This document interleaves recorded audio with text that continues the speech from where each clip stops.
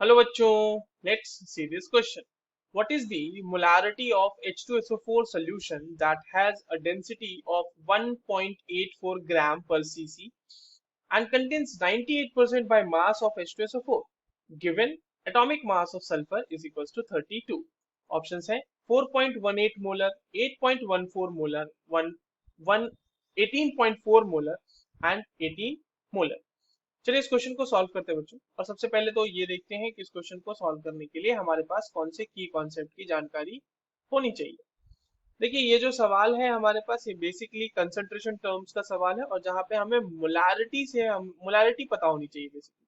तो molarity is what? Molarity एक concentration term है जो ये बताता है कि पर लीटर सोल्यूशन में कितना मोल ऑफ सॉल्यूट डिसॉल्व्ड है. फॉर्मूला इसका क्या होता है? Number of moles of solute divided by volume of solution and that too in litre. जो वॉल्यूम होना चाहिए वो हमारा लीटर में होना चाहिए, और अगर ये लीटर में नहीं है तो इसे हम लोग लीटर में कन्वर्ट करेंगे और इस पूरे फॉर्मूला को 1000 से मल्टीप्लाई करेंगे.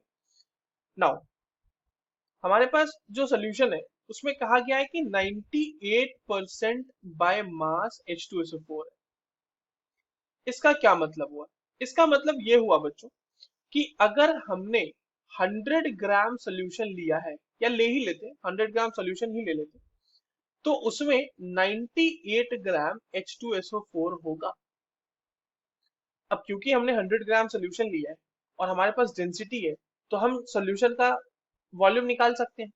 डेंसिटी क्या दी हुई है हमारे पास? देखिए, तो डेंसिटी दी हुई है 1.84 ग्राम पर सीसी, यानी centimetre cube.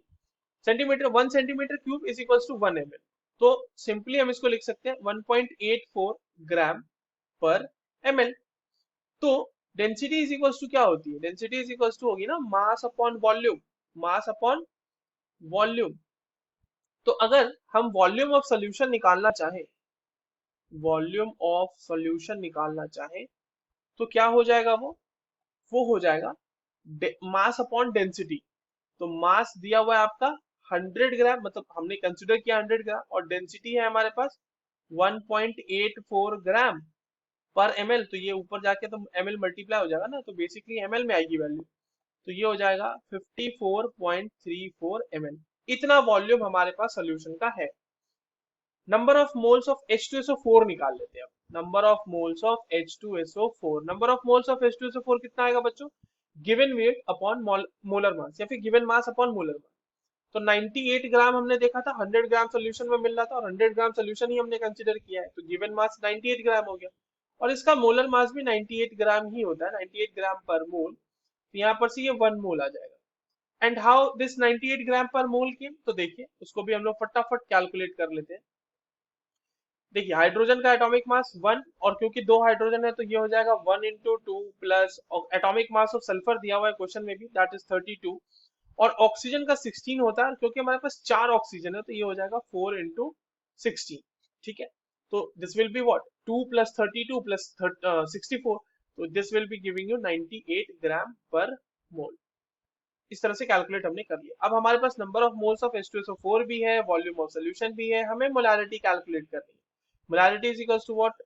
Number of moles of H2SO4 divided by volume of solution. और सॉल्यूशन का हमारा जो वॉल्यूम है वो ml में है, तो इसीलिए हम इसे 1000 से मल्टीप्लाई करेंगे. एक्चुअली बेसिकली क्या होगा कि इसे हम डिवाइड करेंगे 1000 से ml को, ताकि ये लीटर में कन्वर्ट हो जाए, एंड दैट गोज लाइक कि ये 1000 से मल्टीप्लाई हो रहा है पूरा का पूरा.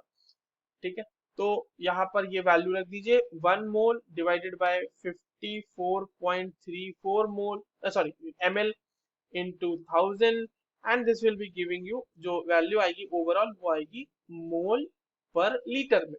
और ये वैल्यू आएगी 18.4 मोलर, या फिर मोल पर लीटर. तो यही हमारी मोलारिटी है गिवन सोल्यूशन की. This is given in the option C, that is the correct answer. I hope you understood this well. All the very best.